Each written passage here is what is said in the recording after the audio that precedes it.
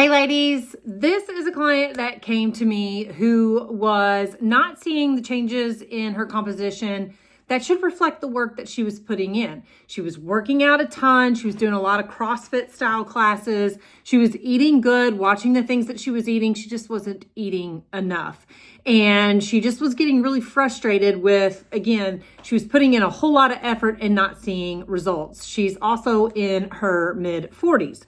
So as we know, in our mid 40s, we have to start changing some of the things that we do. It becomes more about quality than quantity. A lot of women in their 40s start to gain belly fat and see fat storage in places where they didn't used to, or they're also like working out a ton like she was, watching what they eat and still continuing to see fat gains in the belly.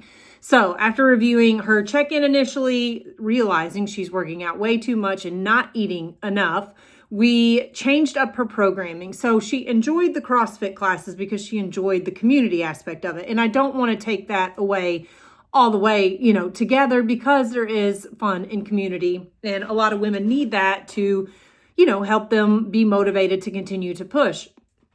But as we could see, that style of workouts was not working for her or helping her to change her composition like she wanted. So we kept one CrossFit class in a week, and then I programmed out some traditional strength training for her and she didn't mind that. She had plenty of equipment at home and this was something she was comfortable with doing. So I programmed out specific workouts for her that focused on traditional strength training.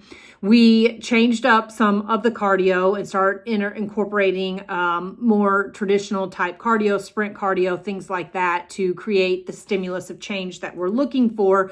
Long bouts of cardio or classes like a lot of the CrossFit classes, your Orange Theories, your Burn boot camps, these keep us in what's called like medium intensity type of workouts where we're just basically cranking on cortisol throughout the entire workout, crazy hair, without actually creating a stimulus of response to change body composition.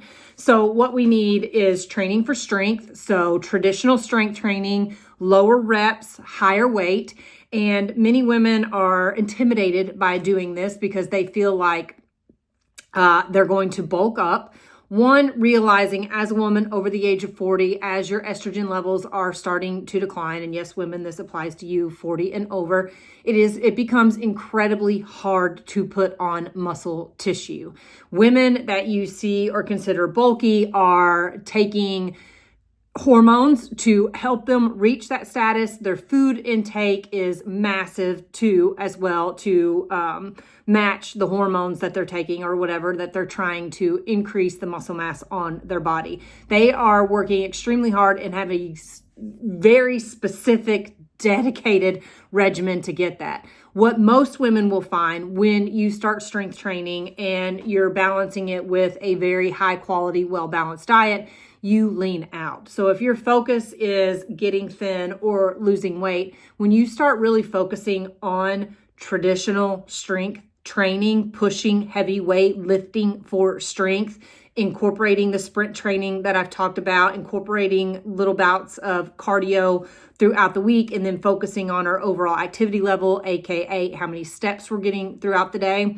This is what will get you thin. And I don't like using that word. I love using the word lean because we want muscle mass. We don't want to be thin. We want to be lean and strong. This is going to be our best line of defense heading into midlife and beyond to prevent cardiovascular disease, metabolic disease, osteoporosis, cancer, all of the things that we become high risk for as we're entering this stage of life. So with my client here, I changed up her programming. We brought on traditional strength training. She kept in one CrossFit class a day, and then we added in the bike to do some sprints and cardio to get that stimulus to reduce belly fat that way.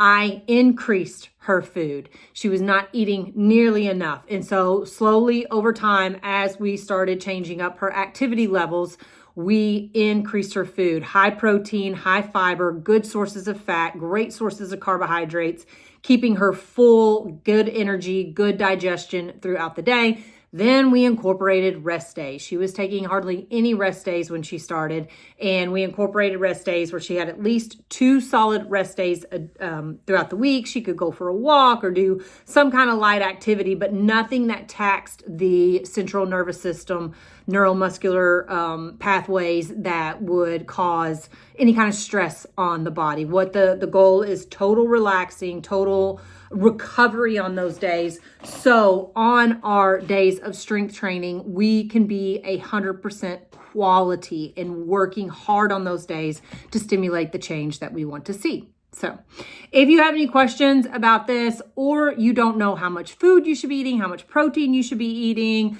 what your exercises should be looking like, comment menopause on this, and I'll send you my free Thriving Over 35 guide, which goes over that. The food you should be eating, the type of workouts you should be doing, supplements that are great for midlife and beyond, resources that are available to you so that you can make sure that you have good conversations with your doctors when it comes to this period of time, symptoms, things like that. Information about MHT if that's something that you're interested in, as well as resources for you to look into. So comment menopause, you can see that. And also the link will be down below. Have a great day. Bye.